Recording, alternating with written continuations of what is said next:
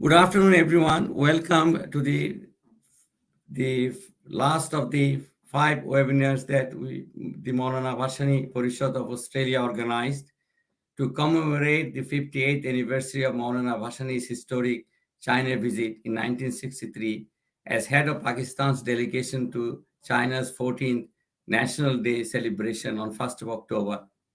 Our first webinar was on the 18th of November to coincide Moulana Bhashani's meeting with Premier John Lai, and this final webinar coincides with Bangladesh's 50th Victory Day celebration. I pay my deepest respect to the martyrs of our glorious liberation war. The Maulana's 1963 China visit laid the foundation for the enduring China-Bangladesh and China-Pakistan relations. The basis of Bhashani's bond with China was their shared political ideologies of anti-imperialism, anti-feudalism, anti-expansionism, and the shared goals of an exploitation-free society and emancipation of common people. The Chinese Revolution against imperialist powers and their feudal agents was a great source of inspiration for the oppressed people around the world struggling for their emancipation. China's rise as an economic power has for the first time opened up opportunities for developing countries in Asia, Africa, and Latin America. They can now genuinely hope to escape from the exploitation of Western finance capital, as well as exploitative arrangements of the former colonial powers, such as France's Franc zone in Africa, whereby these former African colonies of France are forced to keep their foreign currencies in France and are not allowed to have their own national currencies. To aspiring developing countries, China offers a win-win solution based on mutual respects and benefits. China is firmly against any hegemony of regional or global powers and respectful of national sovereignty and aspirations. Had Maulana Bhashani been alive today, he would have been certainly endorsed. He would have certainly endorsed Bangladesh-China relations. He would have also been vocal against any military or defense alliance, as he was all his life. The aim of the Bhashani Parishad in Australia is to imbue the younger generations around the world to the anti-imperialist, anti-feudal, and anti-expansionist political ideology of Bhashani. Support the struggle of oppressed people to establish a just, peaceful, exploitation-free world order. Thus, our webinar series reflected on historical significance and current relevance of Bhashani's historic China visit, Bhashani's political ideologies, geopolitical significance of China's rise, China's role in socio-economic progress in the region.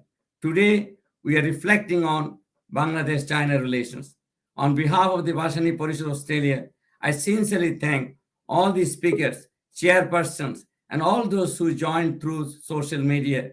My special gratitude to His Excellency Li Jiming, the Honorable Ambassador of China to Bangladesh, for gracing this final episode of the webinar series. Without further ado, I am handing over to today's chair, Atikur Rahman Yusufzai, a veteran student leader of progressive student movement and a close associate of Maulana Abdul Hamid Khan Bhashani. I now hand over to the chair, Atikur Rahman Yusufzai.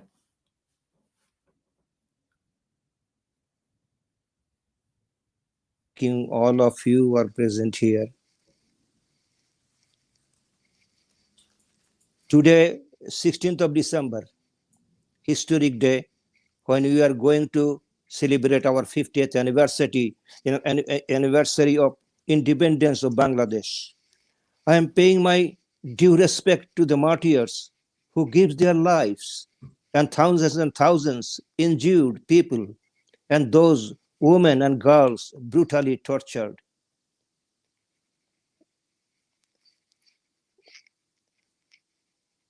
our independence and in our liberation war of liberation of war of Bangladesh in the year 1971.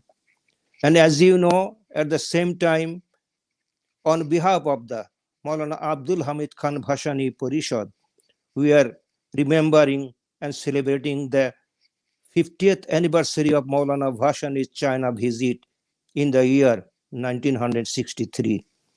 The legendary leader for all times lead the delegation team.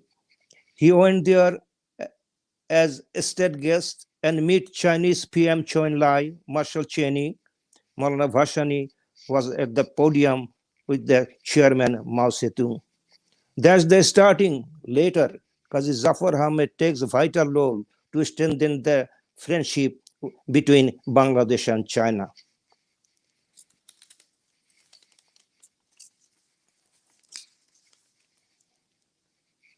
And again, welcome to our distinguished speakers.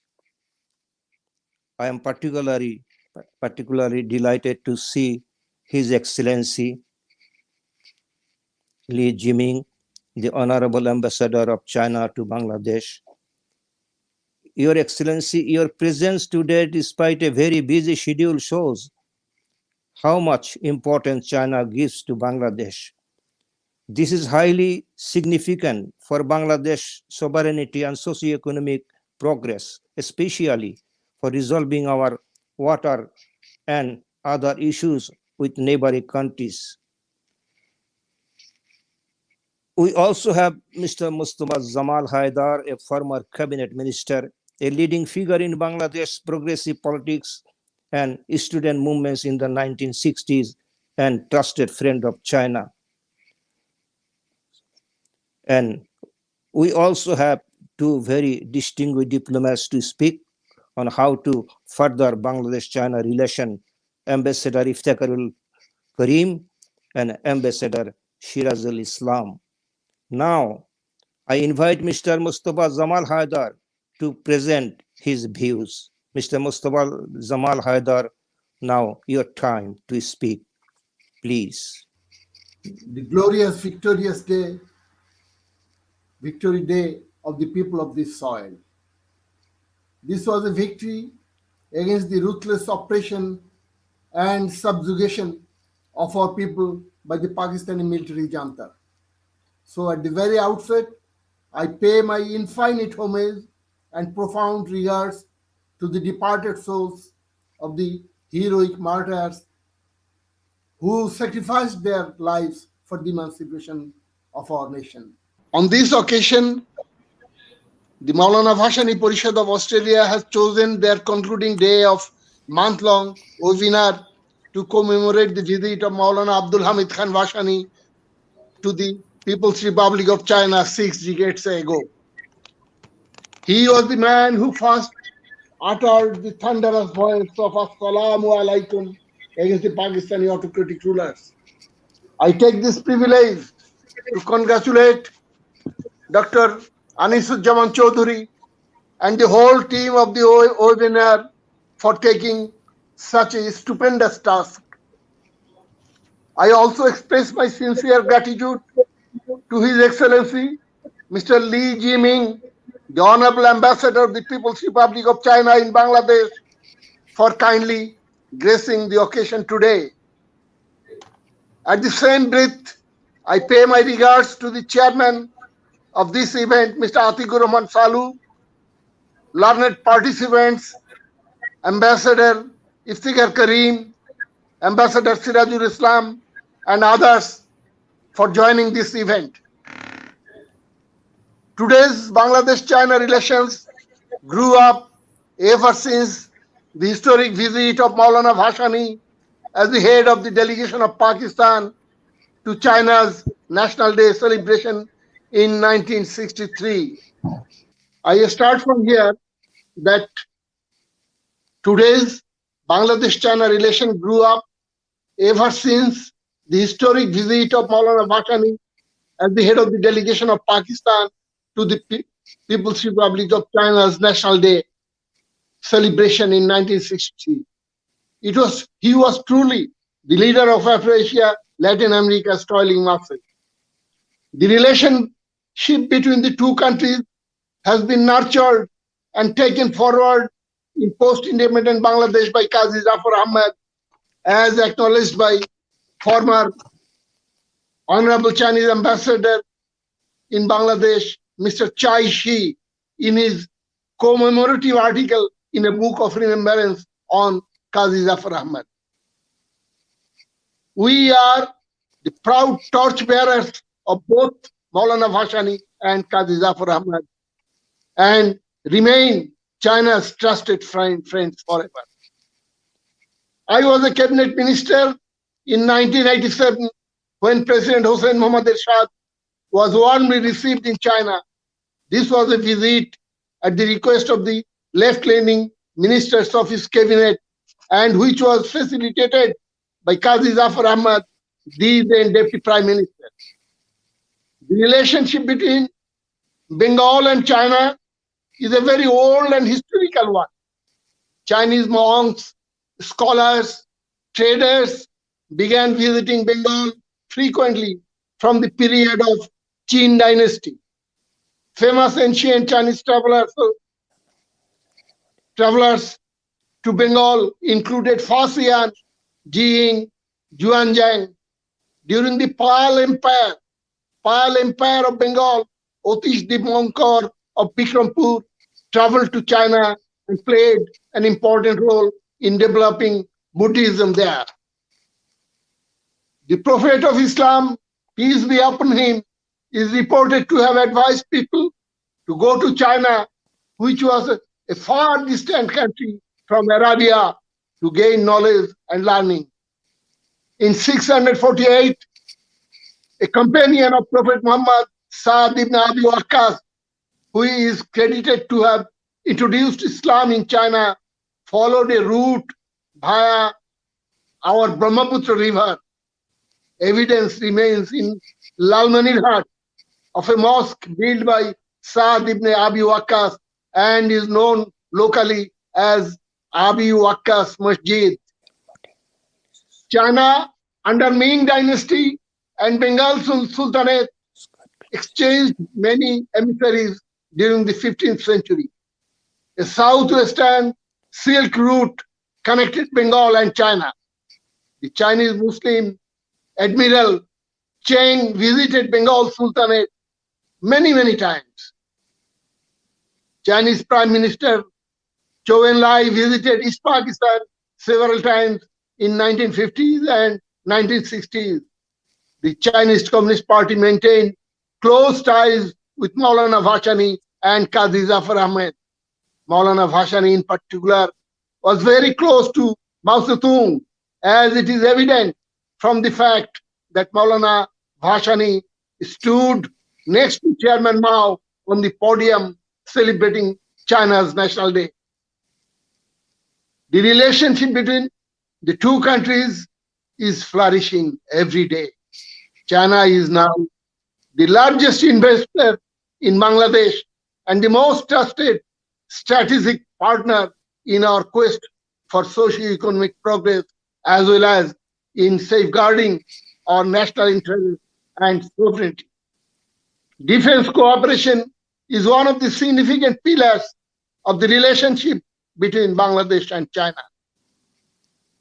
In 2016, during President Xi Jinping's Dhaka visit, the two countries signed a Belt and Road Agreement.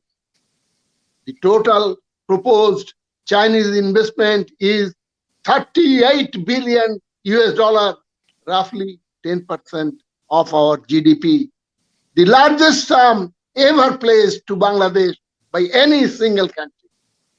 Bangladesh was the first South Asian country to give green light signal to BRI in 2016. As a part of a stagnant bilateral trade and investment relationship, China invested around 2 billion US dollar in 2019 only, and has given duty-free access to 97% of Bangladeshi products which came into force from 1st July 2020. Utilizing this duty-free facility, Bangladesh can now seize greater market share as this duty-free facility covers 132 knitwear items and 117 woven items produced in Bangladesh. China is helping Bangladesh to develop its key infrastructures, as for example, roads, bridges, under-river tunnels, rail lines, seaports, clean energy, etc., etc. China has already invested more than 10 billion US dollar in Bangladesh toward a string of power and infrastructure projects under the BRI. The long desired Tista water management project is now about to see the light of reality as China is coming forward to support it. This will enable us to store water for use in the lean period and avoid flooding during the monsoon. Although some Western people accuse China of pushing Bangladesh into a debt trap, but in fact, in reality, a win-win relationship between the two countries has developed. China stood by Bangladesh during the recent COVID-19 pandemic with vaccines, drugs, medical expertise, and equipment. Since March 2021, Bangladesh has received 9 million Sinopharm doses from China, with an additional 1.1 million doses as a gift. On 17th August this year, Bangladesh signed a deal to locally produce 5 million Sinopharm jabs each month. The relationship between Bangladesh and China is based on principles of friendship, equality, and mutual benefit. The guiding principles of our foreign policy is friendship with all and malice to none. Both nations have pledged to cooperate more closely, ensuring long-term friendship, equality, and mutual benefit to sustain their time-tested, all-weathered friendship. Sino-Bangladesh relations are not only a matter of close, comprehensive cooperation, but a dynamic process which has been metamorphosed from economic partnership into a strategic partnership. However, this relationship is not without challenge. The recent geopolitical development are creating pressure and is potential source of instability. But Bangladesh should follow Moulana Bhashani's ideal of non-aligned against non-aligned policy and his policy against military and defense pact. Quite recently, Bangladesh has reportedly been approached to join the Quad. I repeat, Quad, but the country is diplomatically maneuvering to stall it till now. Here I would like to recall that Moulana Bhashani did not hesitate to oppose the decision of Awami League government led by Hossein Sohrawardi in 1957 when he decided to join US-led SEATO and CENTO defense pact. He even left Awami League, the party he founded himself, and was its president. Moulana Bhashani worked closely with Prime Minister Chou En-lai to organize the Bandung Conference that laid the foundation for non-aligned movement. Competition between China and India will pose serious dilemma for Bangladesh. China remains an undeniable economic factor for Bangladesh. At the same time, geography demands that Dhaka maintain stable relation with New Delhi. A foresighted strategy based on national unity, pragmatic realism, and its own vision of the future can maximize Bangladesh's freedom of action on the international stage, and any miscalculation and polarization may imperil the country's hard-earned achievements. Rohingya issue is also causing serious problem for us. China is helping Bangladesh with relief and rehabilitation, but a permanent solution is very, very urgently needed. The lingering of this issue can encourage extremism, not only in Bangladesh, this region as a whole. Certain global players may be pursuing a dubious role to aggravate this crisis. For example, the deplorable recent statement by a US lawmaker suggesting that Rakhine should be a part of Bangladesh, but we firmly differ with this idea. Since 2017, China has been serving as an official mediator between Myanmar and Bangladesh. After Chinese Foreign Minister Wang Yi visited both nations in November 2017, China backed a 3-point strategy for an end to the strife in Rakhine and a settlement of the repatriation process. China today must become the region's new peacemaker by taking decisive steps in resolving the Rakhine situation. As a lifelong follower of Moulana Bhashani and as a reliable friend of China, I commend this initiative of the Bhashani Parishad in Australia, which has very meticulously performed their duties. I once again thank His Excellency Mr. Lee Jiming for gracing this event and sharing his thoughts.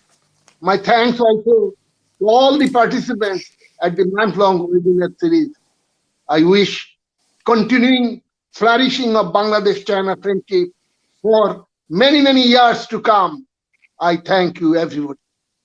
First of all, respected chair of today's webinar, Mr. Atik Rahman Salou. And I know you are a very famous poet and an environmentalist and a political activist. And our distinguished keynote speakers, including Your Excellency Ambassador Sarajur Islam and also Ambassador Iftikhar Karim, and also the former minister, Mr. Mustafa Jamal Hadar, who I heard a few words of his. Thank you. And all the esteemed guests, Assalamu alaikum and good evening. Thank you. Thank you.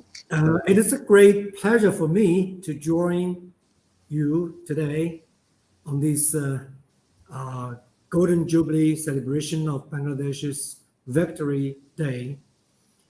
50 years ago, under the leadership of Bangbantu Sheikh Mujib Rahman, the people of today's Bangladesh family finally gained a long-awaited victory and created a country that is independent and sovereign.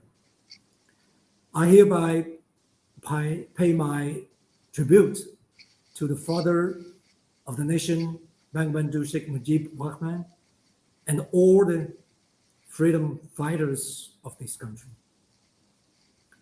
It is well known that Bangbantu visited China twice and laid the foundation of friendship between our two countries. However, I think another name should not be forgotten either. It deserves all our respect and tribute as well. And it is a name that should be engraved on the monument of China-Bangladesh friendship.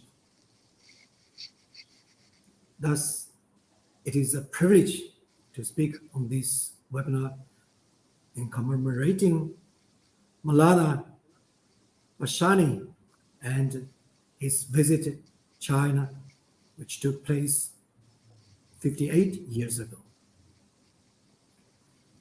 Bangabandhu once described his relationship with Moulana Bhashani by saying that I will not be able to run in politics without him, just as he will not be able to run without me.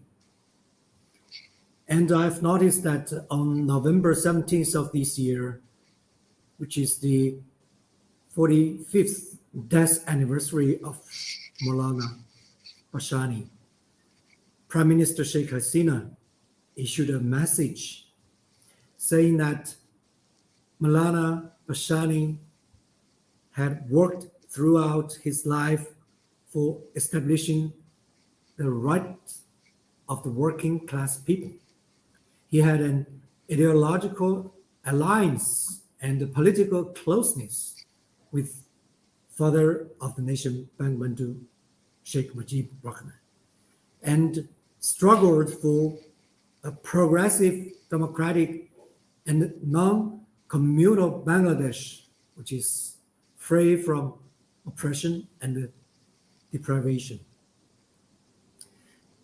To my knowledge, in Bangladesh, Moulana Bhashani is widely revered by the people for his relentless efforts to care the downtrodden and fight for the oppressed.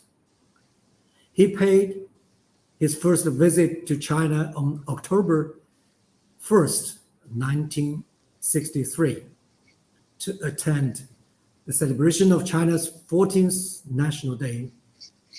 During his stay in China, Bhashani met the founding father of China, of course, Chairman Mao Zedong, and China's first premier, Zhou Enlai.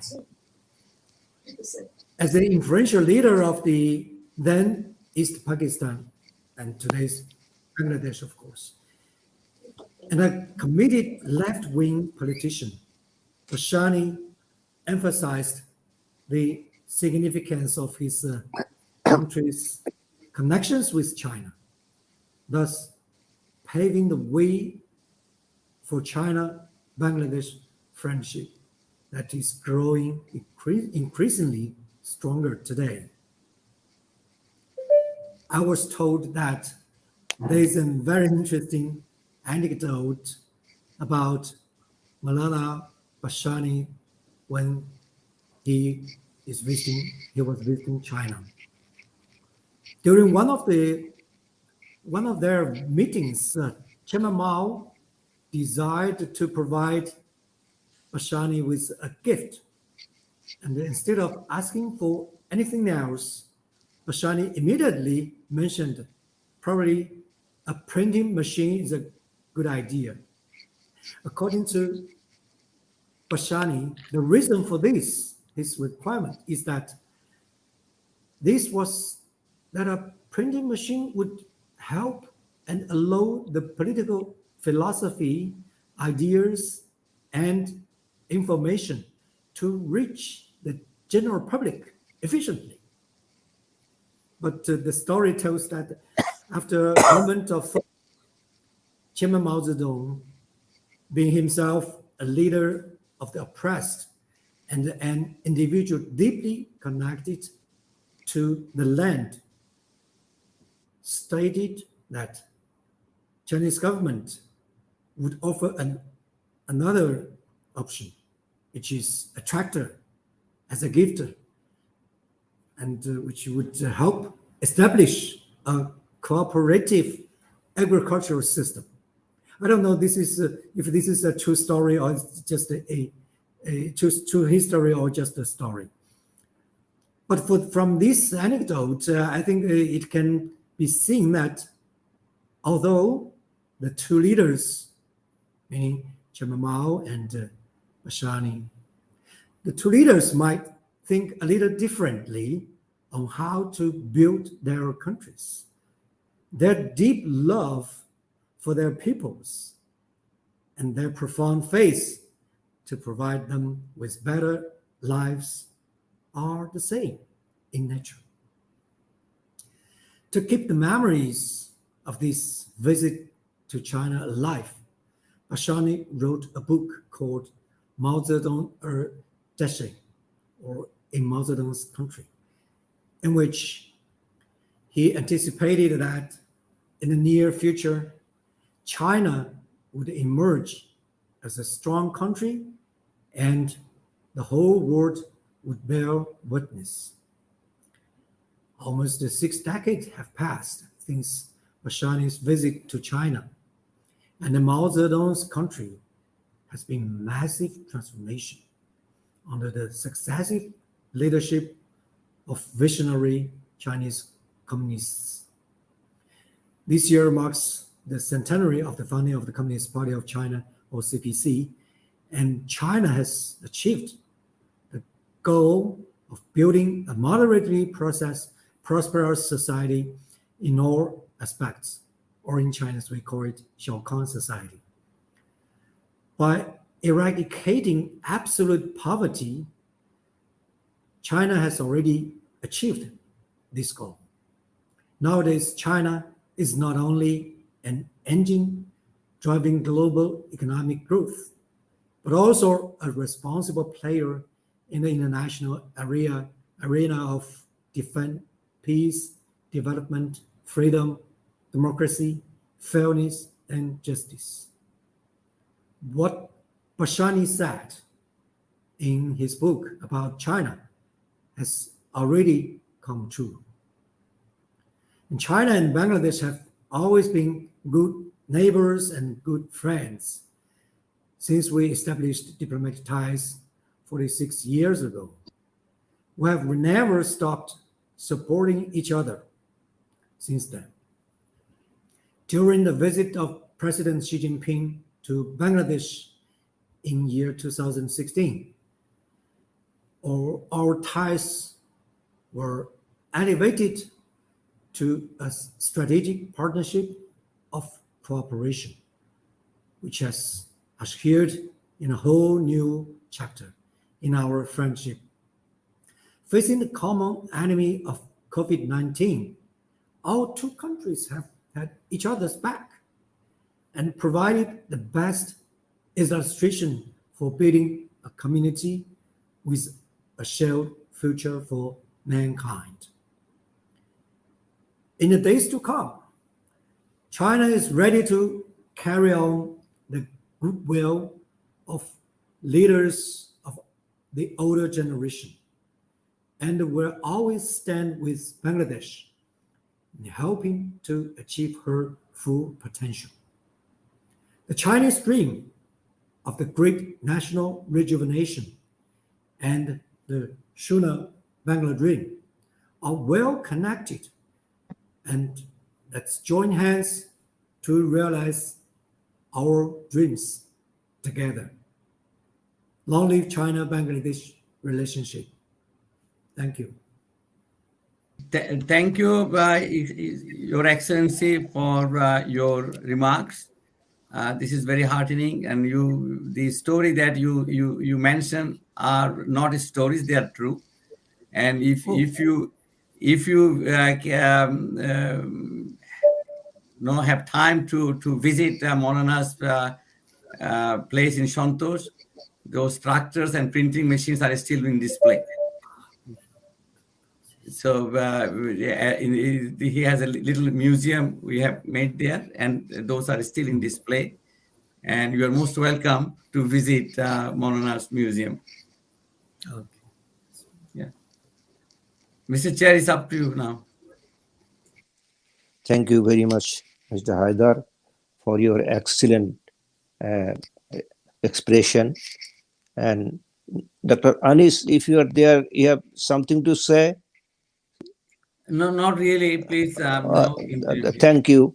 So now I am requesting Iftikharul Karim to speak at this event. Please, Mr. Iftikharul Karim. Thank you very much. our gracious host for this presentation and opportunity to be able to participate in this very important matter. First of all, I would like to, uh, on my behalf, express my thanks to Ambassador Lee for being able to join us in this endeavor. Um, Most of the past that has happened in Bangladesh-China relations has been adequately covered during these 5 webinars, including, of course, this historic visit by Maulana Bhashani, and clearly of the relationship with China and the Chinese Communist Party by the Bhashani visit is a historic moment that should be celebrated because it binds together the relationship between our two countries, that is Bangladesh and China.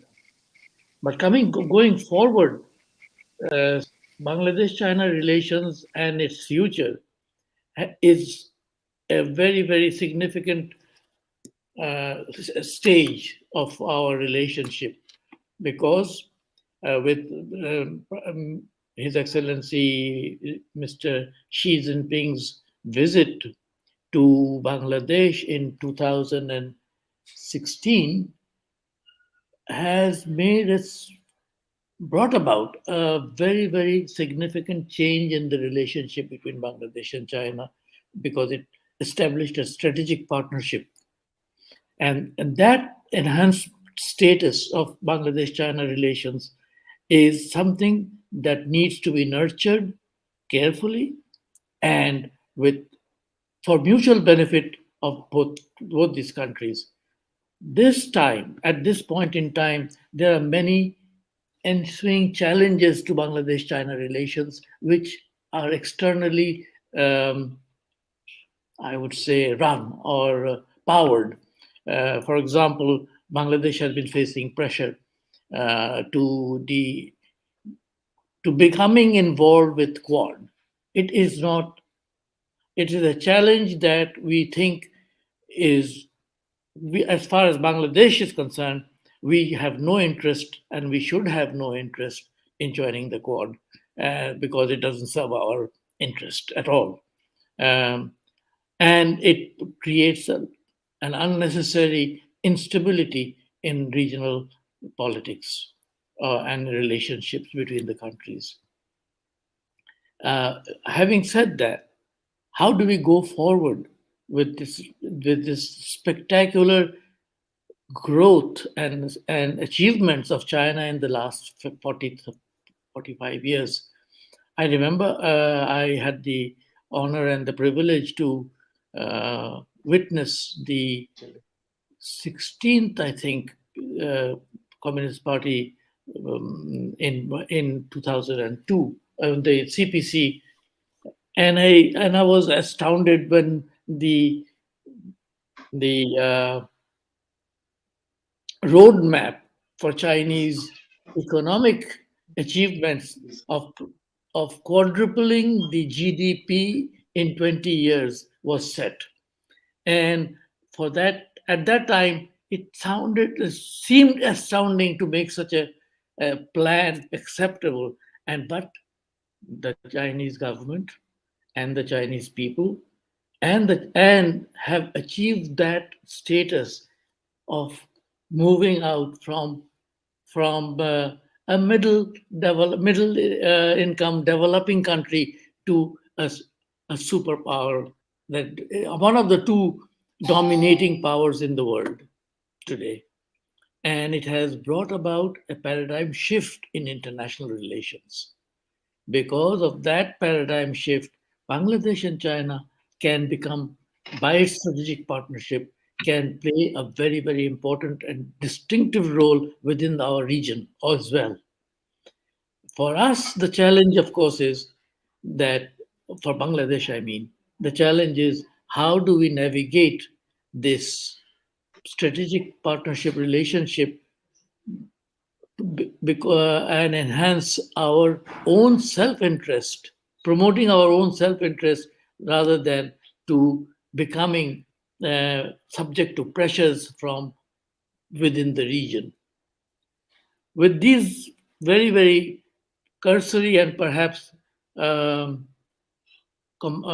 remarks, I see that the future of Bangladesh China relationship has moved from, yes, it is based on as well on political relationship between the country and between the political parties as such, whether they are in Bangladesh, in the case of Bangladesh, Awami League or BNP or whoever, all the other political parties must have a, a relationship on the party basis, which will create unity within the country for a unified relationship with China without any. That is a very, very significant thing that we should endeavor to promote. The second, of course, is that this strategic partnership between Bangladesh and the People's Republic of China is also based on economic relationships and our joining, being a part of the BRI, through which we think that it is the most significant development in international politics since the end of the Second World War. This BRI initiative has created a new world order by the time it will be completed. And in that, we cannot be left out. Bangladesh cannot be left out in that process. And we're very, very pleased to see that this $38 billion of investment in the economic front, Bangladesh has been able to fulfill its own economic needs and requirements for a happy working society within Bangladesh. If we continue to have that kind of relationship based on economic growth, mutual economic growth, I'm very optimistic that Bangladesh-China relations in the next decade and beyond is going to have a wonderful prognosis. May I then complete this presentation? And I'm very grateful that we have been given this opportunity by my hosts to be present as a participant. I thank you. And thank you, Mr. Karim, for your thoughtful expression, your views nicely. And now I take opportunity to invite Mr. Shirazul Islam, who's a very prominent diplomat. Please, Mr. Islam, now this is your time. Please speak. Seminar, which I understand, as you all know, is the fifth and the last webinar to commemorate the 58th year of Moulana Abdul Hamid Khan's Bhashani's visit to China, which happened 58 years ago. This is very important for a number of reasons, but before coming to that, let me first of all begin by thanking Dr. Anis Chaudhry and his team who put this webinar together about a month ago. I have followed all the webinars, 5 in all, and I'm sure at the end of this webinar today, the organizers will be able to bring out all the rich, discussions, documents, presentations that have come and gone in the last 5 weeks, and to bring a sort of document, maybe a webinar paper for follow-up action in the days ahead. So this is, as I said, is a very, very important, commemorating Maulana Bhashani's visit to China, but at the same time, bringing into discussion the relationship between Bangladesh and China, which at this present stage is in a very important phase and extremely important for Bangladesh's future and also the future of Bangladesh-China relationship. So before entering into the main discussion, which is enhancing Bangladesh-China relations, before going into that, as I have already done, I've thanked, and again thanking Mr. Anis Chaudhry and his team for these 5 webinars. At the same time, we have been very lucky, and we have been by the gracious presence of the Chinese ambassador at this event today. So on my behalf and behalf of the organizers, let me thank you. Ambassador, your presence in Bangladesh is already very well known. You have proved to be a very good friend of Bangladesh. I have been with you in one webinar in the past and was pleasantly surprised, by your enthusiasm, eagerness, and your ability to articulate, what is of essence in our relationship between Bangladesh and China. And I'm extremely sure, and very sure, and extremely, confident that under your guidance, under your leadership as the ambassador of your great country, Bangladesh, China, with the relationship between Bangladesh and China, which at this stage, at the moment when you're speaking, is in the best, in the 4.5 decades, we are having this relationship, and under your guidance, it will reach even greater heights. Having said this, Excellency, let me go to my own, ideas about how to enhance Bangladesh-China relationship in the days ahead. In this context, let me start by saying that today is also an extremely important event in our life. Today is the 50th year of the liberation of Bangladesh. So today, as we meet for this last webinar of this series, we are at the same time we have to remember the millions of Bangladeshis who laid down their lives in 1971 for the liberation of Bangladesh. From that start in 1971, when those who opposed Bangladesh's liberation in 1971 had called Bangladesh a basket case, from that stage today, Bangladesh is now a success story, not in our part of the region, but when developing countries like Bangladesh are considered in the context of the world, Bangladesh is seen as a leader in changing, a country from a development stage to the next stage of development. In that context, it is very important for us to remember that we are really following the footsteps of China today, where we find ourselves at a very important stage of our development, when things are looking very, optimistic for us. China was in this phase 4.5 decades ago, a developing country starting the phase of development. But today, China has reached a stage where it is the second largest economy of the world and one of the main money powers of the world. In that context, we are very happy that we at this stage find China to be on our side, to be on the path of our own development, as changes are taking place in our region in a very fast and in a very, very positive way as far as Bangladesh is concerned. In this context, Your Excellency, may I also inform the panelists here today and those who are listening that for this webinar today, I have presented a paper on enhancing Bangladesh-China relationship. It is quite a large paper. It's a paper of 3,000 words. It is already with the organizers, must have been circulated to the participants here today, to the panelists. And I'm sure I'll not go into that. But today, as we have discussed, especially the speaker before me, the former minister of Bangladesh, and when he was a student in our days, Mustafa Jamal Haidar, the presentation he made, Excellency, is an excellent presentation. In that presentation, you not only have the roots of Bangladesh-China relationship, how it came to the process, the good days, and where it can go to. He has given us, in the presentation he made, which should form a very important part of the outcome of our discussion, enhancing Bangladesh relationship. He has gone to the roots, gone how it came through, and where we are.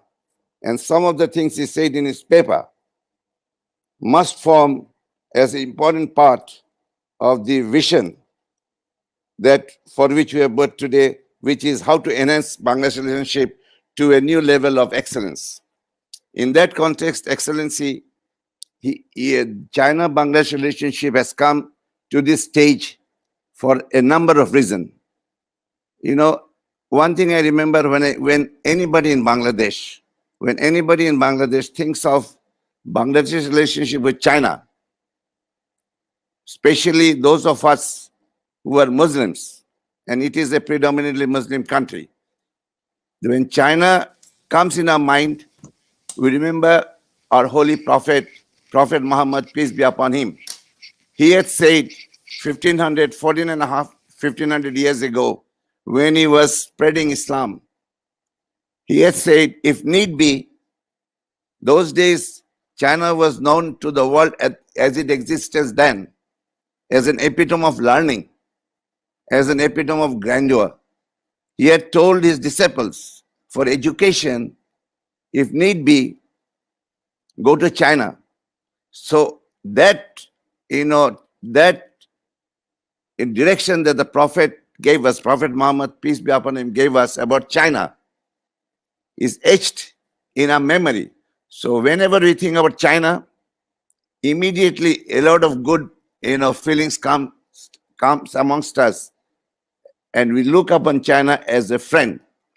So China's relationship with Bangladesh today, from its start, which was unfortunately because of the events of 1971, was not as good as it should have been. But we have put that behind. We have come to a place where Bangladeshis of all the countries with which Bangladesh enjoys bilateral relations, our best bilateral relations are with China.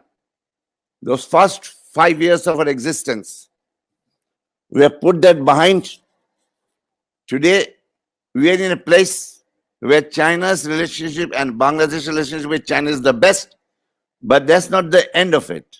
We have immense possibilities to even go farther into the future as reaching newer heights of bilateral relationship. This we have come here primarily because of a vision with which your leaders have pursued your country's relation with our country, which is a strategy and a vision. The strategy was, you look at the reality where the two countries were when we were establishing a relationship. When we established a relationship, China was a developing country larger than ours. We were small but developing like China. Your expertise in those days was in the area of defense and defense production. So you took that as the gelling for a relationship, because at that time, Bangladesh as a sovereign, newly sovereign country needed defense and defense equipment. So that became the gel to bond a relationship. And we quietly, with all the factors around us, we looked into those, found out that the best way to gel Bangladesh-China relationship was, defense relationship and, buying defense equipment from Bangladesh. So from 1975 to the end of Ershad regime, we pursued relationship in two fields. First of all, with the defense and purchase of defense equipment from China, we found a relationship. Then we moved to economic relationship. Then came the 90s, then came, the new, the millennium. China had by that time started to transform itself from a developing country to a developed country. But still we knew that we had to, China knew and China guided us. We needed to wait. So in the 90s, 2000, we developed our economic and trade relationship, leaving the strategic affairs out of purview, knowing that if you pursued strategic relationship, we could be in problem from third country factors. You avoided those, primarily because of the Chinese vision. And the other part of Chinese vision was, while China was developing that relationship with Bangladesh, China was not interfering with the politics of Bangladesh as it was developing. It was relationships on a government-to-government level. And that went off very well. The other part of the Chinese vision of relationship was at the people-to-people level, your Communist Party was keeping contact with all the political parties of Bangladesh. And together, we developed in the 90s, 2000, and then beyond till the coming of the Modi regime in India. So our relationship, without any third factor disturbances, were reached an excellent level. And during this time, China did have had the opportunity to come and interfere in strategic affairs, did not. Because we have, whether you like it or not, a neighbor which did not like China to come in, because sometimes it is very difficult to divide strategic areas from economic areas. So China even stayed out of those and concentrated entirely. For today, for example, in economic relationship, we have today with BRI and other issues that have come in a relationship, China is now practically helping us in an economic development in all the aspects. And now it is also moving into areas of strategic relationship. We need those. We need the TISTA project, because we are not getting that sort of cooperation from our neighbors. So we need the TISTA project. We need other areas of development where previously there's a concept to be strategic and we could not. We have been able to put that behind and move forward.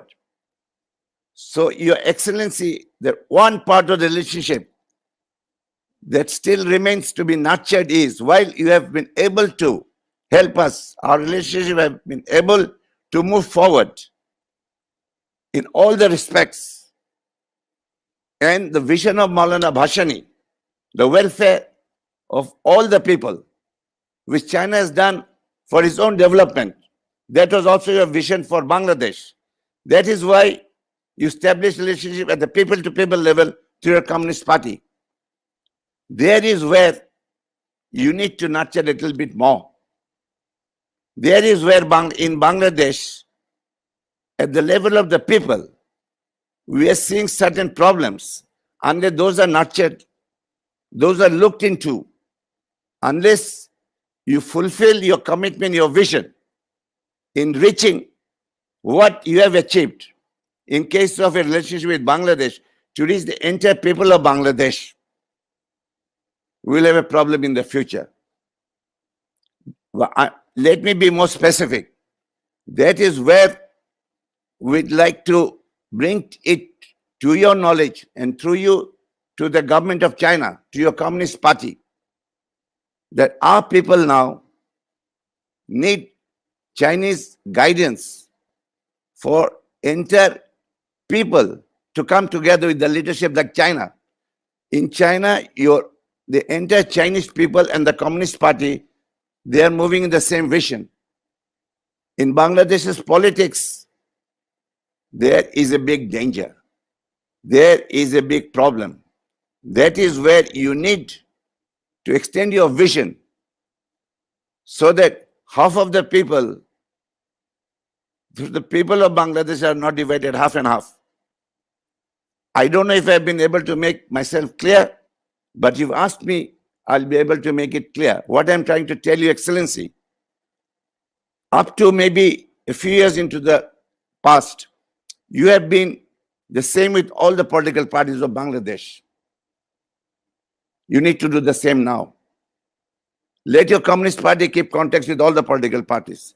And let Bangladesh, with the next election coming soon, let all the people be allowed to participate in that election, so that in Bangladesh, we have a government that represents the people of Bangladesh. Unless that is done, all the good work you have done to Bangladesh, the vision and the strategy, they may hit a stone wall.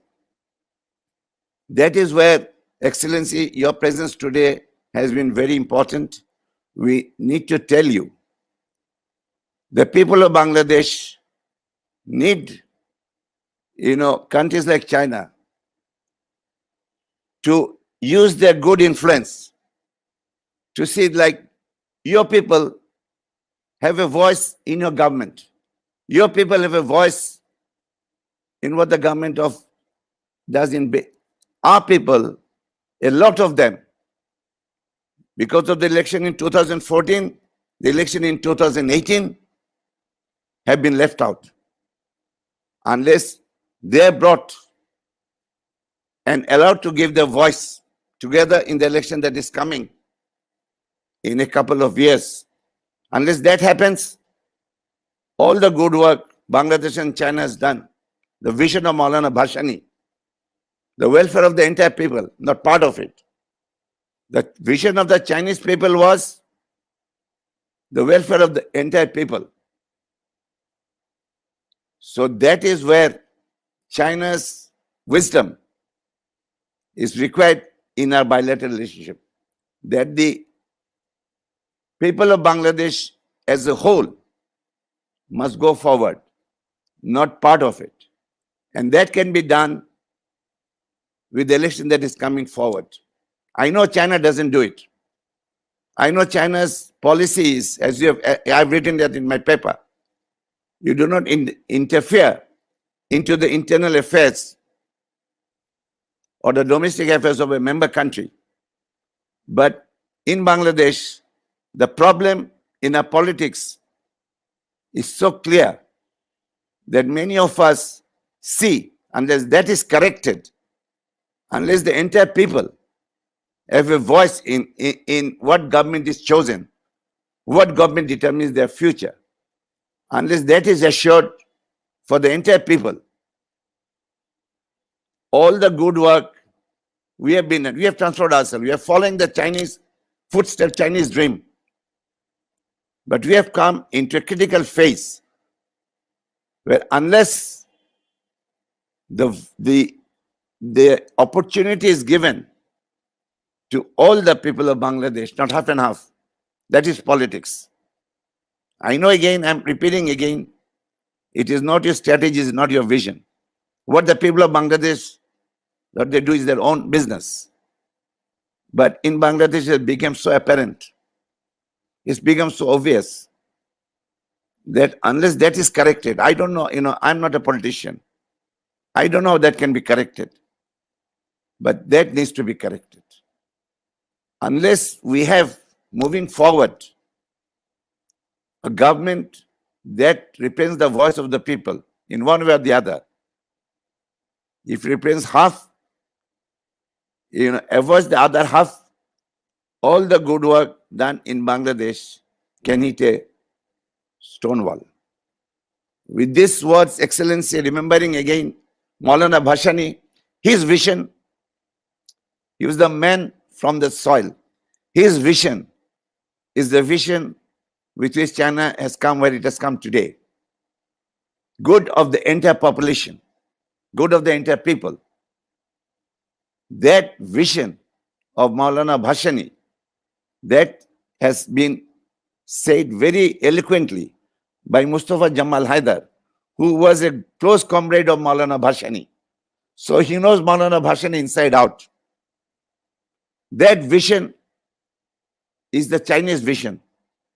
That vision, there can be differences here and there, but it cannot be good for one half, leaving the other half of the same country. That was not Moulana Bhashani's vision. That is not the Chinese vision. And that vision is not present in Bangladesh today. That vision has to come into Bangladesh as it moves forward. Because of all the South Asian countries today, if that vision is corrected, Bangladesh has the best opportunity among all the countries of South Asia to be the most successful country. But unless that vision of Moulana Bhashani, that vision of China, good of the entire people, as Deng Xiaoping has said, some people will become rich a little bit earlier, some a little bit later. In the end, all of them will become rich together. In Bangladesh, it does not appear we are going that way. So that is where we need, I don't know again how Excellency as ambassador, how we'll read this, how we'll do it. It is not your vision. I'm saying you do not do that. Your country doesn't do that. But then Bangladesh's case, politics has become so divided, so parochial, that all the good work, and then the recent developments, I don't have the time to really enter into that. The recent developments has gone in China's favor. The change in Afghanistan, the change in the region, and as Mr. Mustafa Jamal had just said, you know, before the fall of Afghanistan, Quad was really a game plan up the sleeves of the Americans. But in Afghanistan, the Americans had to live in such a humiliating way, in such a humiliating way that, you know, things are now looking very, very good because Quad, as a result of the fall of Afghanistan, Quad is no longer a game plan that the Western countries are following because the reality has changed. Let us put that into good use. Let this region, as your defense minister said on his visit to Bangladesh, no hegemonism. Quad, by the basic essence, tells Bangladesh to join a military alliance against China. Why on earth would you join a military alliance against China? Going to, as I said, with the Prophet's teaching, if need be, go to China for education. China is in my heart. But the Americans are telling, come and join us with the Indians and with other countries. Fight China. Why? What is there to fight in China? It's our best friend. So with that excellency, I know again, repeating again, it is not your vision. Bangladesh is Bangladesh. China has got nothing to do in our internal politics. But this is a problem where others are urging us. Others are dividing us. Our good neighbor has divided us half and half. Our good neighbor has divided us half and half. If 1971 we were a one nation under Bangabandhu Sheikh Mujibur Rahman, who divided it? It's a good neighbor politically divided us half and half. That could be a reason why China has to come in one way or the other. Nurture. It is not Western democracy, but some way so that I, for example, I can vote in the next election without fear or favor. So, Excellency, think of me. Think of Ambassador Sirajul Islam. Just ensure or assure. I don't know how we'll do it. I'm not even suggesting, but this is my humble, submission. I want to vote in the next election of Bangladesh. That assurance is also the assurance that Bangladesh needs. Otherwise, Bangladesh is just is in a very dangerous bend. Unless I can vote, unless others, I don't know, I'm sure I can see at least one face here who, like me, did not vote, was not allowed to vote. We need that. We need a political way out of the present problem we are facing. Economically, excellent. But going back to Plato and Aristotle, it's politics at the end of the day. It's politics unless that is set in the right direction. Economic development alone will not give us the answers we need. With this, Your Excellency, if there's any question, I can come back and answer later. Thank you very much. Again, to the organizers, a very sincere, heartfelt thank you for remembering a person who is Bangladesh, whose soul was for Bangladesh, for the ordinary people of Bangladesh, Moulana Bhashani, for remembering him. And today, for it is accidental that the last webinar fell on 16 December. 16 December, remember the 3 million people who laid down their lives. They laid down their lives so that people are allowed to vote and choose their government. With these words, I conclude my presentation. I can come in later. Thank you, Ambassador Islam, for your excellent presentation. And because there are so many things, I have learned a lot of things and I have to unlearn a lot of things. So because it mentioned about the America, so what I feel as a Bangladeshi American in America at the soil of where I'm living. Listen, there's a two picture. The Vietnam War, when it started, I saw the millions of people oppose that war. At the same time, we voted Biden to save the country, save our American democracy, where it was trapped in the era of Donald Trump. So, as Bangladeshi American, what is my prescription to Biden administration is very clear cut. The beauty part of the American Constitution, it protects the people's right, and the very First Amendment has protecting me, because if I see anything goes wrong, then I can speak out. I can speak whatever I see. It is not just for American people. As American, what I feel, we cannot just afford any more war in anywhere. There is somebody planning for that. Nobody could be the winner. War means atomic war, it will be disaster. So what was in our great leader Moulana Bhashani's mind?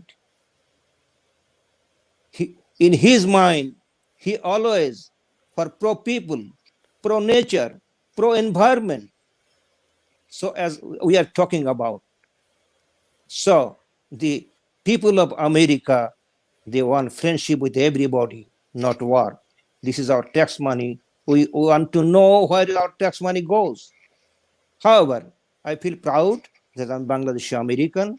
So our advice and prescription to Biden administration, please hands off from all those foreign conflicts and make a friendly relation with every country, including China. There are some criticism against China. I don't mind, because there are two sides of criticism. One is very friendly, constructive. Yes, I'm ready to accept. And anything ill-motivated, I just ignored that. And it has been proven. I'm observing China for a long time. I visited China. And I know Mr. Chai Si, the former ambassador. He was a so great man, so lovable. And he was in Dhaka and studied over there. And I knew him for a long time. And I was in the Beijing just to discuss the water issues. We have a problem. Of course, we want this the mega project, no matter who is running the statecraft. Of course, we are concerned about the democracy. But main thing is, if there is no water, there is no life. And that's what I'm talking about, because I'm the chairman of the International Farakka Committee. I do not involve with any kinds of politics, but I'm very concerned of the environment. If there is no rivers, so no birds, no ecology, whole world will be under the disaster of those things, and we cannot afford that. So the 3 crores of people in the bank of Tista, the Brihattama Rangpur and bigger Rangpur area, they want this Tista project should be implemented right away. So that's the bottom line. Now I am thanking from my bottom of my heart His Excellency Li Jiming, who is here, and obviously it was very important. He can feel our heart, what we want, what the people of Bangladesh want. That's the thing. And I'm observing China for a long time. When they make the friendship with anybody or any countries, they never back down. Maybe we have so many criticism, but hard reality, they never back down to their friends. And friendship is not a one-way track. You give me some, I give you some. Give and take. And that's why I think the very foundation of the friendship of China they are making with Bangladesh, that's the basic thing we can think about. The relation between the friendly relation between China and Bangladesh, it will be stronger day by day, like a Himalayas, and it is bonded. Nobody can deny that. So I am thanking all of the speakers, those who presented their excellent views, opinion, whatever they feel in their heart. I am congratulating them. After 5 webinars, this is the concluding session or call it concluding webinar. And I feel very much excited about those themes. All those scholar speakers, they pointed out what exactly we want through this webinar, and we achieved that. And I am assuring you, all those presentation or articles you have sent, it will be documented. It will be documented, and time to time we'll contact with you. All the peoples are here and viewers. I am thanking them, and mainly I am thanking the technical team. They give their wholehearted effort to success this event. Make sure that there is no technical problem. I am thanking them, and I am thanking Dr. Anis, who was with me for a long time, and he was one of my fellow from very students movement. Now I am telling few words in my last remarks. The Moulana Bhashani,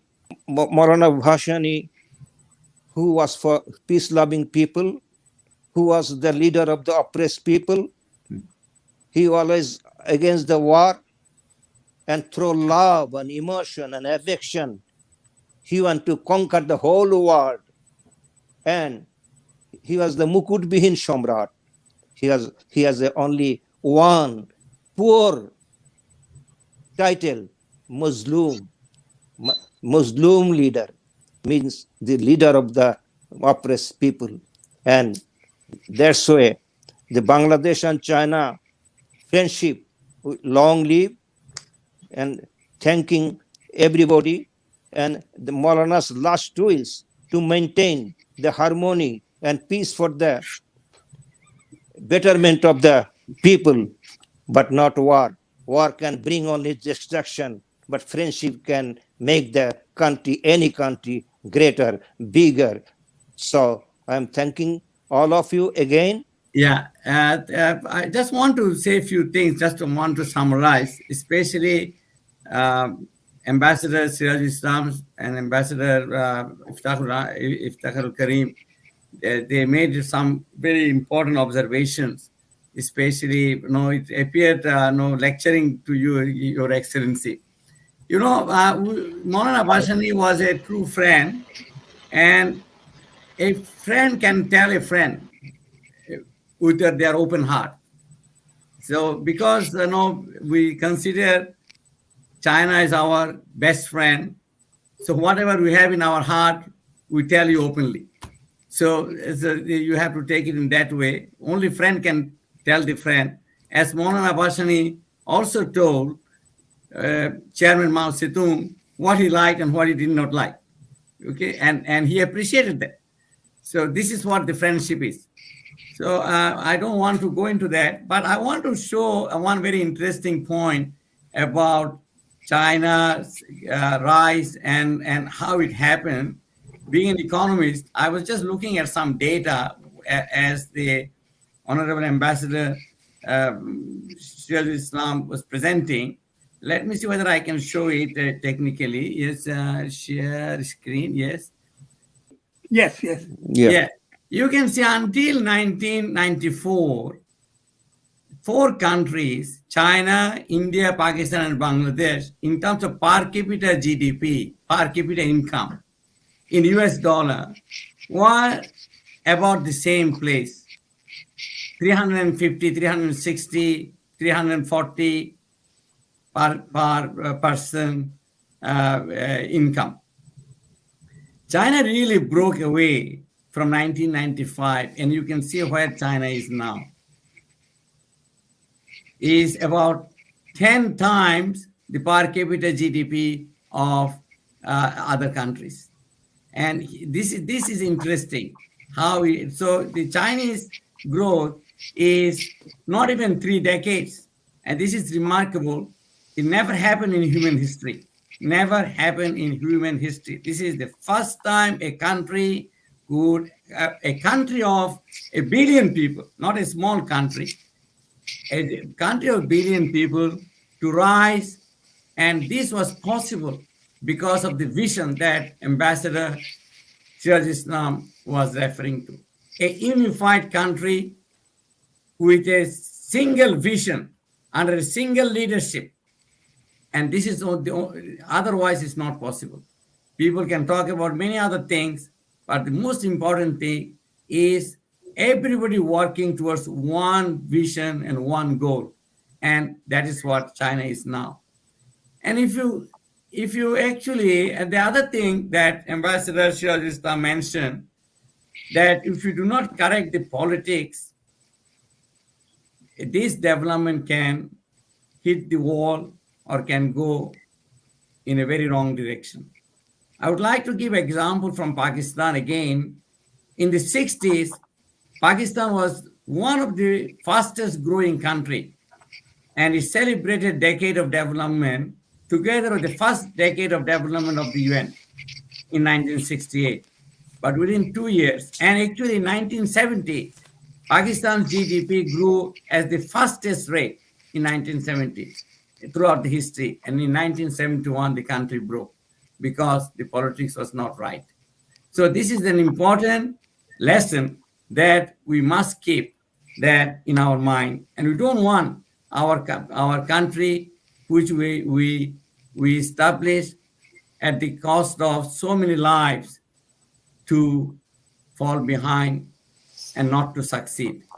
So we need support from a friend like China and learn from China, as our Prophet, peace be upon him, said, learn from China. And Moulana Abdul Hamid Khan Bhashani, in the book that you mentioned, also said that there are so many things to learn from China every day. So I will stop the sharing of this screen. And so this is interesting, I thought, information that we could share. So I'm not going to take up a lot of time, but there are other participants here who may have questions for our distinguished participants, distinguished speakers. So I now open the floor for them. Dr. Anis, I Yes. would like to have some comment. Yes, please, go ahead. Yeah. Thank you, His Excellency, the Ambassador. He is with us from the very beginning of the webinar. Thank you very much. Excuse me, the speaker is Professor Joshim Uddin, former Vice Chancellor of Jahangir University. And I am also an activist of water right movement. With Atikur Rahman Salu, he is the president of International Farakka Committee, and I am of Bangladesh Farakka Committee, and I was also the president of Federation of Asian Chemical Society. Since my early life, 1960s, I was a student activist. I worked with Mustafa Jamal Haidar, Moulana Bhashani, and I was also follower of Kaji Jafar Ahmed. The point I was making that Ambassador Mr. Sirajul Islam and others, they have also said about the Tista Basin project. You know, we are on the Bangladesh side for the many years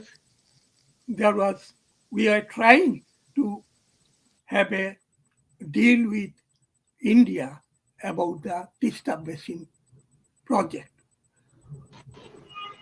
We have Tista Barrage in Lalmonirhat area, and about 9 kilometers up in Gajoldoba, there is a barrage from Indian side.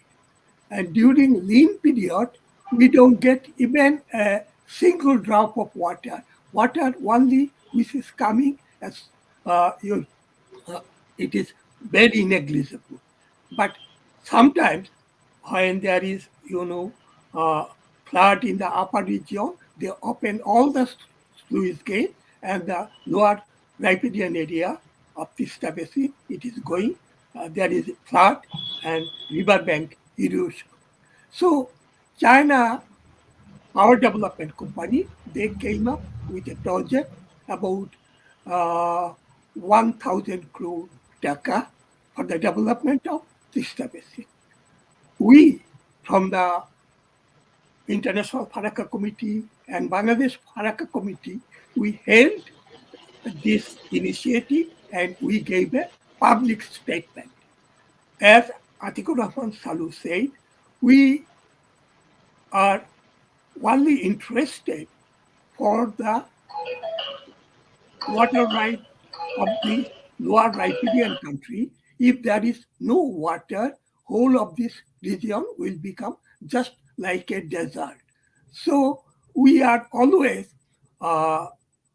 trying to get the support of all the people of the world, and we have so many seminars and others. And when Chinese ambassador came to Bangladesh in 2000, premier in 2002 perhaps, he said China is always with Bangladesh for their water right movement, and we will support it. So we think that this project should be for the interest of Bangladesh and it should be carried out. The ambassador is here.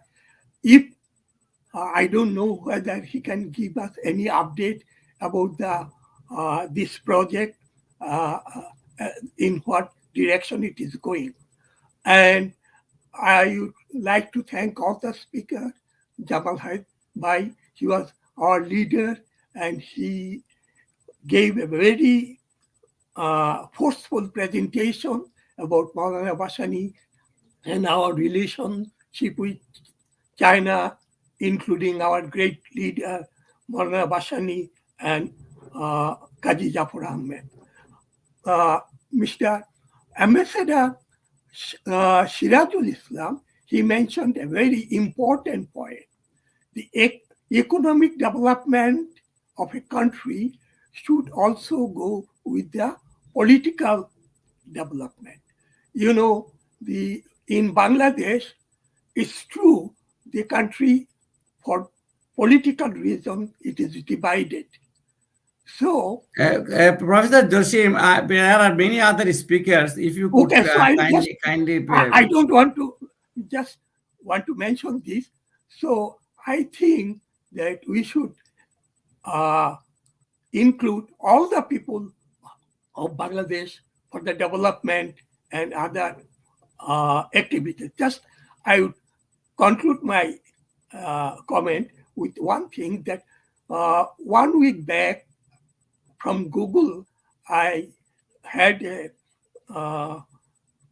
I could see that China is now the number one economic power of the world, not the second one. So again, I am thanking everybody, especially Dr. Anisuzzaman and our Australian team for this very important webinar. Thank you very much. Is anyone else? Does anyone want to say anything, or any of the Professor Dilara Chowdhury? Do you want to say anything? Yes, I would like to. Yeah, Yes. please go ahead. Okay. First of all, of course, thank you for organizing this webinar and the distinguished guests who are present here. I'm a very small person, I'm not like the ones who are sitting here, the giants. But, I am speaking from people's perspective. I teach political science, used to teach, now I am retired. And I have been, Your Excellency, to your country many times during Cultural Revolution and from then on until the end of 1915. Anyway, but what I'm trying to say here that you have done spectacular, achievement, development. Something which really people can observe, look, and just try to understand that how within such a quick time you could do such a wondrous, development. As a matter of fact, you are emerging to be a number one power in the world. What I am trying to say that somehow it will actually be in line with Ambassador Sirajul Islam. When we became independent in 1971, and Sirajul has said it many times, that it was united under Sheikh Mujibur Rahman, and that's why we could achieve the independence. Unfortunately, our country has become divided. It looks like that we have got two nations within the same geographical entity. What I'm trying to actually say here that because of this division, not only we have not been able to make a stable political development or economic development, and we could not really, many times, people like me and others have written, spoken to our great neighbor who helped us to get our independence, that you should look for the friendship of the people, should not look for the friendship of one party. Only the other day, the country, you can understand who I mean, openly say that they have friends only but in Bangladesh, only with one political party. That way, no country can become friend of another country. If you want to become a friend, I'm not talking about Your Excellency, but I'm talking about international relations. I'm talking about interaction between the states. If you do not, if people, one country does not win the hearts and the minds of the people, that kind of friendship is not really long-lasting friendship. Bangladesh has actually, up until now, we know that, we have many problems with India, our next neighbor, for whatever reasons. But when China's rise has been looked upon by majority Bangladeshis as a boon for this region, because China does not have a hegemonic history, and what China has achieved has done alone. Like in your last October Day celebration, President Xi Jinping is standing, before this gate, when he said that nobody will kill any Chinese on our soil. You know, reminding people about World War II and before that. So, if you really have a bond like you have with Pakistan, thick and true, you have developed friendship with Pakistan, that you trust each other. And your friendship is not with the leadership of the people of Pakistan only. Your friendship is now with the people of Pakistan. That kind of friendship we want from China. We admire China's rise as a world power. We admire that China has not any hegemonic aspiration in this region. And I remember at one point in one article I read that one of the analysts, Chinese analysts, that we will not poke into the internal politics of any country as long as that country does not create problem for us.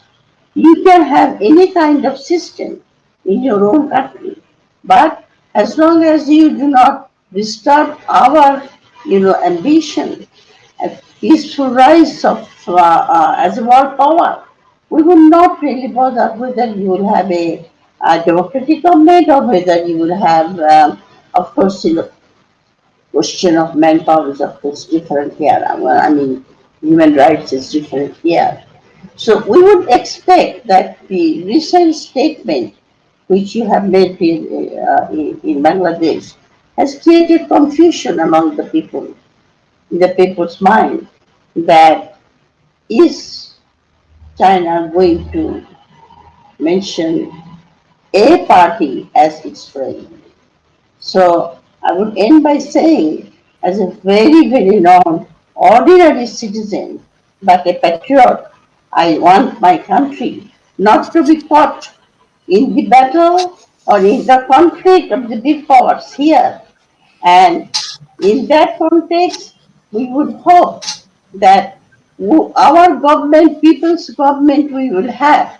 Because Bangladesh's history, you know that more than I do. Bangladesh's history is history about Bangladesh's people's aspiration for democracy. So through the democratic government, the government we will form through free vote and a free election, that government which will represent the people of Bangladesh, I should, Your Excellency, you'll have a thought about that. Thank you. Thank you, Professor Chowdhury. Actually, I think it's for the fairness of this program. His Excellency should have the floor now because so many things have been spoken of. And Your Excellency, if you want to say a few words, I know you are very busy and you have been here for more than 2 hours now, and we are really grateful to you. Please, Your Excellency, if you want to respond. Yes, and thank you very much indeed for every participant, especially those who gave your insights to this webinar. And I think I've learned a lot, and I feel this is a very informative webinar, and I can appreciate a lot of things from all of you who shared your insights in this webinar. And I've noticed that some of the esteemed participants mentioned Tista River project, and also asked me to update the current progress of this. So maybe I can just share a little bit about that. About a year ago, I was someone presented some documents about this Tista River engineering project to me, and I think it's from relevant ministries, and I asked the provider to give me a more specific material, something like a feasibility study. Otherwise, I cannot make any consideration, any assessment at all. So, fortunately, about say 3 months ago, I received a pre-feasibility study report from the relevant authorities of Bangladesh government. And after seriously study of this material, and there are a lot of discussions among my colleagues in the embassy, and some of them even remind me that this could be a very sensitive project because of the geological location and so on. So after those discussions, I made a decision to report it back to Beijing and let my colleagues in Beijing to assess and evaluate the feasibility of this project, both technically, economically, and also politically. But the question that I would like to go to here to our friends is that, to my understand, Tista River is look. I mean, Bangladesh is located on the lower approach of this river, and so, to my understand, if it is out of common sense, Bangladesh is fully eligible to do any kind of engineering report or engineering project without interfering or without damaging anyone from the upper reaches. If this is the case, why there is any political sensitivity there? And so maybe I need to gain some more knowledge from Bangladesh friends about this. And if anyone of you can provide me with some more broad, okay, great, Ambassador Islam. If you can provide me with more broader view materials that I can study, I think they will be very helpful to me, and I will really appreciate that. Thank you very much. Thank you, Your Excellency. Yes, the TISTA project is a very, very important one for us, and we'll be quite happy to provide you more documentation. As Professor Jasimuddin was saying, he's one of the water experts, and we have other water experts within this International Farakka Committee, and we can organize a meeting with you, with them at your own convenience, and Ambassador Sir Islam would like to also add to that. Yeah. Thank you very much, Mr. Chair. Can I give a response? Quick response. Yes, please. Your Excellency, is a very quick response and a very political one. Is if you look at the map, if you look where TISTA project, as it is being suggested, is located in what we call the chicken neck. It's that small strip of I think 14 kilometers between Bangladesh and Nepal. It divides Bangladesh from Nepal, and it divides mainland India from the Seven Sisters. So it's really the chicken neck. You chop it, and what happens. I don't have to explain. So if Bangladesh gives this project to China, forget if the technicalities, forget the water requirements, forget this, that, and the other. The very physical presence of China at that critical place, it is one of the most strategically important areas from the Indian point of view. Again, I tell you, Excellency, go and look at it. I'm sure you have many times over. It's not economics, it's not water, it's not anything else. The very fact that Bangladesh and China are discussing to give that project to China at that particular strategic area. And from Bangladesh's point of view, we have for the last 50 years. This is the 50th year of our, liberation. For last 50 years, only one, agreement we had with India on water sharing. That is on the Ganges in 1996.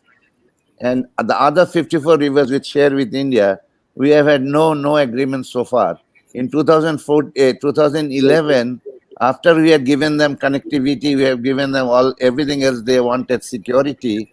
They have still 2011, 2010 years. They were supposed to give it in 2011, 2021. The Tista, project still not seeing the light of day. So this is where, it is not nothing of water. It is nothing of, it is just politics.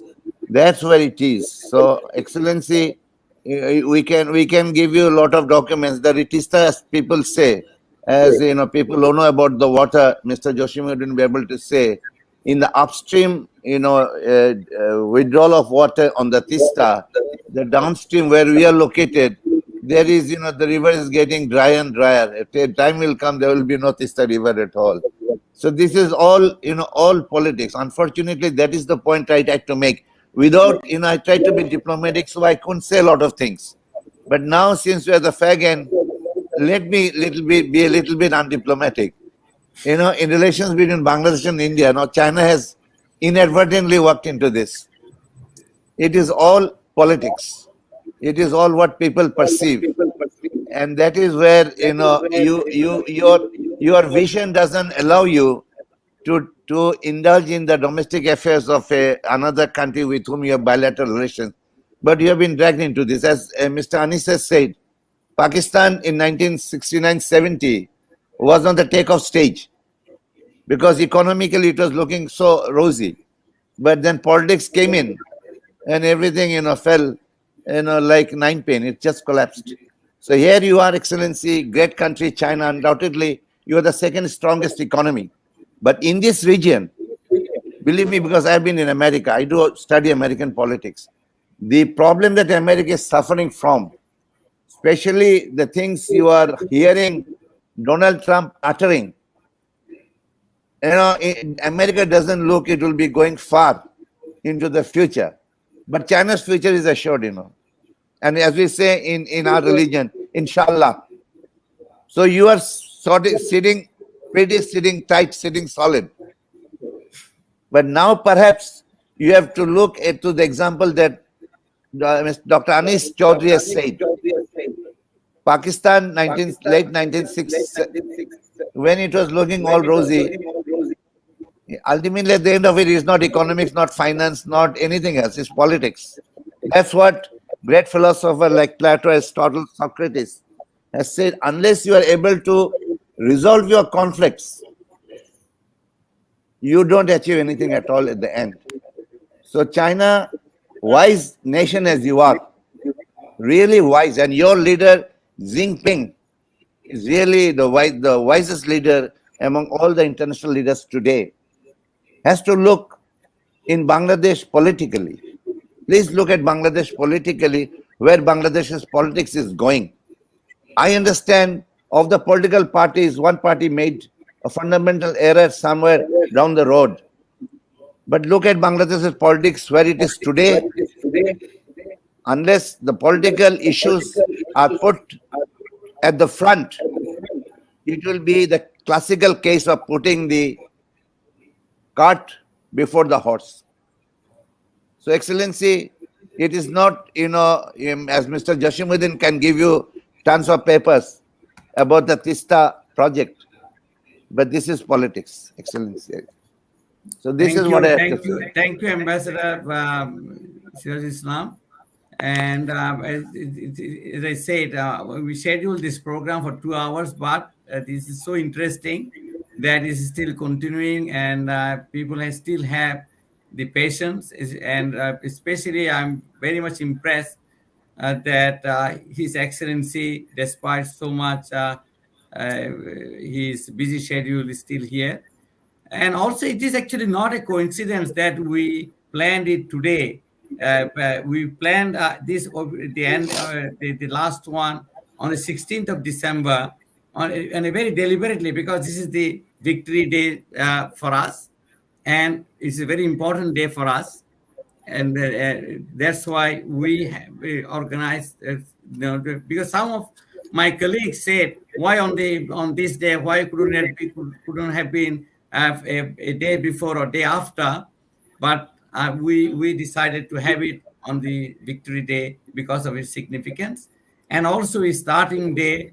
Also, we have started it on the 18th again because of the historic meeting that Moulana Bhashani had. It's more than an hour-long meeting with Premier Joe and Lai, where they discuss the geopolitics and the future of the region.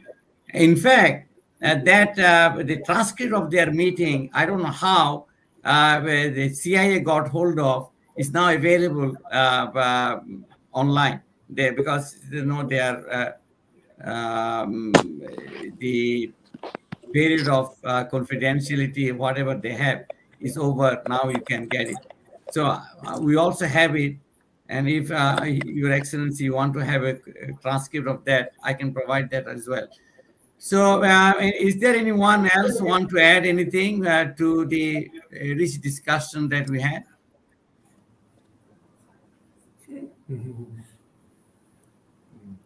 I don't see anyone raising hand. Oh yeah, Ambassador Iftikhar. Thank you. Thank you very much. I just want to make a short and a brief comment with regard to water sharing with India. And can you hear me? Am I Yes, being you heard? can hear you. Okay. With water sharing, the issues that has been raised along with this problem. Uh, if you look back on this water sharing issue with India, for 50 years or more, in fact, we have had a long-standing dispute with India over water sharing, first of the Ganges, and it was only until recently that we have, uh, after an interim agreement in 1978, I think, some kind of a water sharing agreement on the Ganges.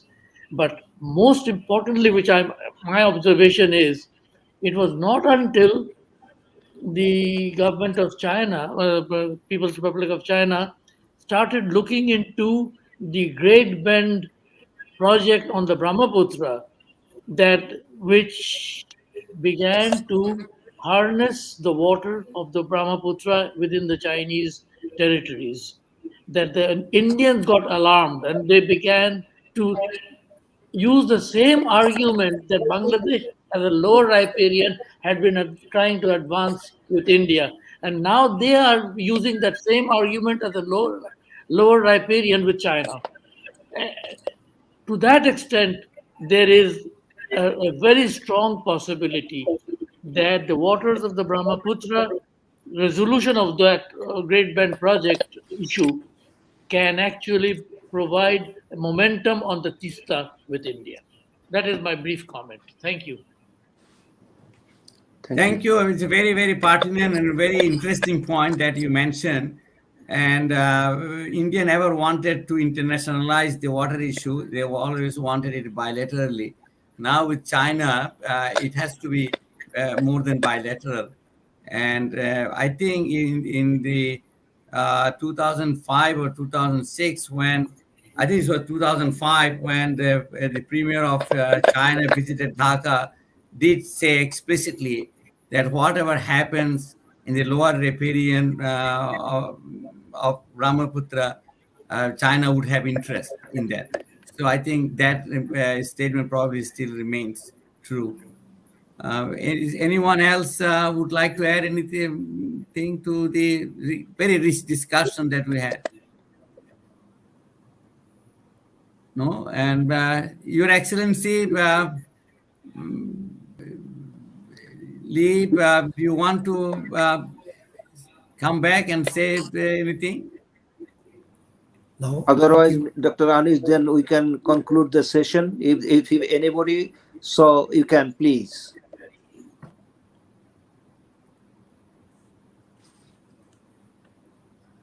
Ambassador Iftikhar Saab, do you want to say anything? You raise your hand. Okay. Just acknowledging that we can leave the seminar now. That was Yeah. important. So anyway, so I would like to end this webinar series with this very excellent and exciting discussion that we had. It appeared a bit more political. Well, Moulana Bhashani was a political element, and we cannot speak of any relationship without politics. This is part of the package, and but it is all in a very friendly atmosphere, and nothing no malice was intended. And as we have been saying, that Bangladesh and Chinese friendship is very solid, and we would like that friendship to flourish. And Bangladesh needs China very much on its side for its socioeconomic progress. I would like to thank the all the participants from day one to today's webinar. Uh, those who also participated through other social media, Facebook, YouTube. We had thousands of viewers. If you look at our previous ones, and the likes and shares, we are very much impressed and encouraged by the support we receive. I would like to thank our technical team, Chalish Mahmood, and then we have Shafiqul Islam. Unfortunately, he dropped off here. And the key person is Alamgir Islam, whose idea was this thing and encouraged me to organize this. I want to thank all of them for their effort and the sincerity with which they and devotion with they had organized this program. I would like to thank once again Your Excellency for your time, and Ambassador Iftakhul Karim, and Ambassador Sirajul Islam, and my colleagues, Professor Jasimuddin Atikur Rahman Salu, today's chair, and then Mustafa Kamal Majumdar. I can see him on the screen now. And then Sirajuddin Sati, Professor Dilara Chowdhury. Thank you for your presence. So with that, I'll end this session. Stay well. And again, my homage to the martyrs of our great liberation war, and homage to Moulana Bhashani. Thank you all. Thank you all. Thank you so much for all those attended this.